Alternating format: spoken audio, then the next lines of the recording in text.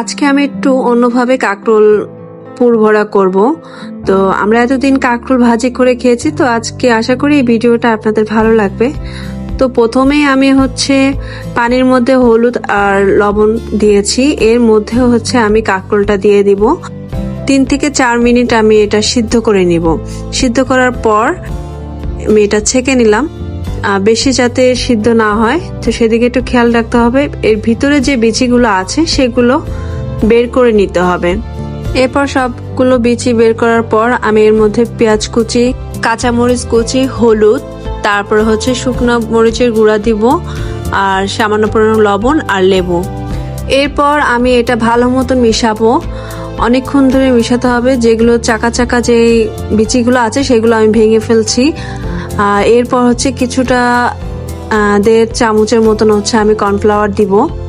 তারপর আমি এটাকে আবার ভালো করে মিশাবো, আর এরপর আমি একটু সামান্য পরিমাণে একটু সরিষার তেল দিব।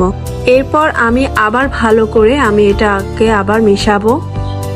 এরপর যেটা আমি কাঁকরোলে যে খোসাটা ছিল আমি ওটার মধ্যে আবার যে বিচিগুলো আমি বের করেছিলাম আমি আবার এর মধ্যে ঢুকিয়ে দিব।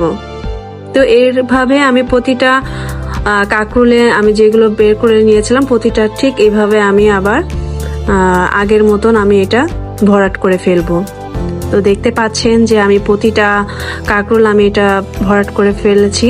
এরপর আমি তেলের মধ্যে এটা ভেজে নিব। তো আমি একটা একটা করে আমি দিয়ে দিচ্ছি। তারপর এটাকে আমি ভালো মতন করে আমি এটা ভেজে নিব, যাতে কোনো কাঁচা ভাবটা যেন না থাকে। এরপর আস্তে আস্তে এটাকে উল্টিয়ে তারপর হালকা যখন একটা ব্রাউন কালার হয়ে যাবে তখন আমি এটাকে তুলে নিব। তো এইভাবে এক এক করে আমি এটাকে ভেজে নিয়েছি। তো ফাইনালি আমার কাঁকরোল পুর ভরা হয়ে গিয়েছে। তো আপনারা এইভাবে ট্রাই করে দেখতে পারেন, সুস্বাদু ও মজাদার খাবার। আপনারা যখন গরম ভাতের সাথে যখন খাবেন খুবই মজা পাবেন। তো এই ছিল আমার আজকের ভিডিওটা, আশা করি সবার ভালো লেগেছে। আজকের মতন আল্লাহ হাফেজ।